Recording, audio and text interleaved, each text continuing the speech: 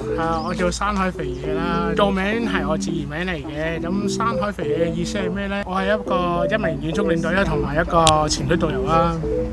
咁會上山下海嘅。我開創咗一間叫大自然療癒及保育協會啦。咁啊，純粹係想幫助下呢個環境啦、城市啦，同埋城市人嘅精神健康問題啦，帶佢哋出嚟放鬆下咯。我而家做緊一個活動咧，叫靜觀自然啦。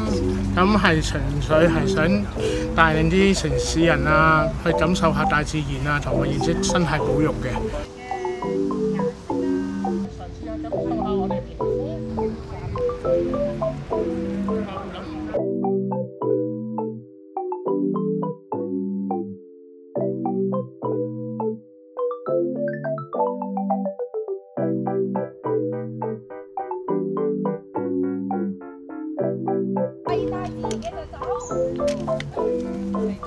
你自己唔揾位嘅。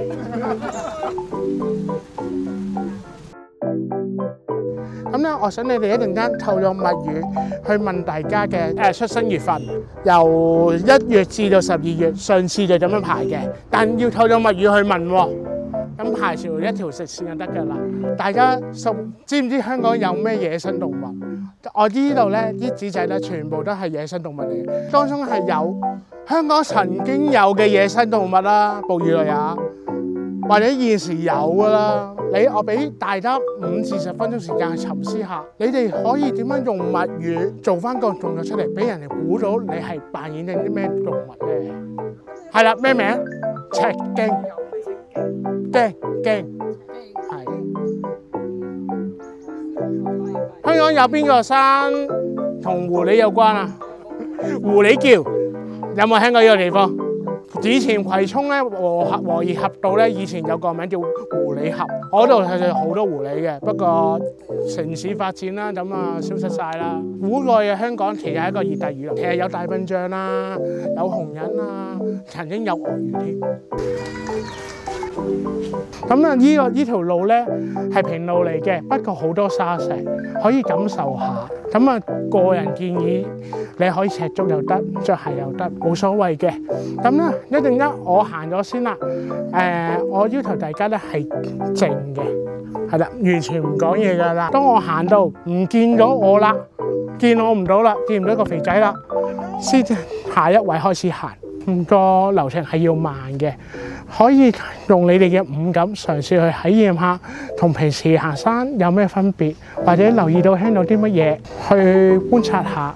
咁咧呢個環節咧係想大家靜落嚟，同埋仲有個任務俾你哋做嘅。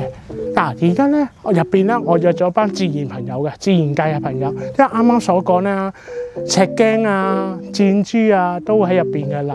係啦，要靠你哋去五感、去靜、去感受下。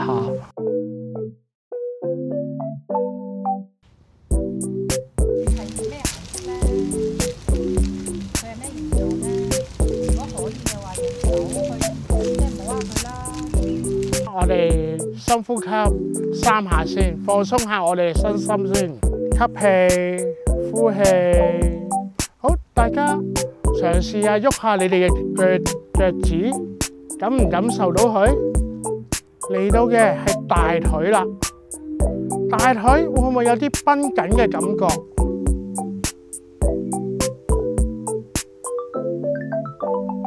跟住再感受下個腰部。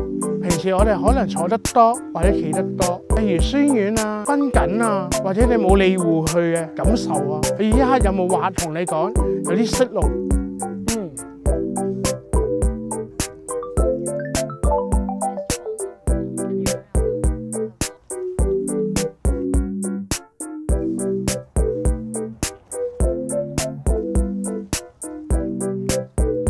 其實咧喺今日嘅環節入邊咧，我依活動咧係融入到去我哋社會度嘅。靜觀嘅原意係想俾大家靜落嚟，覺察自己身體情緒，可唔可以放鬆到嘅？可能話日常生活我未必可以嚟到大自然嘅，其實城市嘅社區公園都可以做到嘅。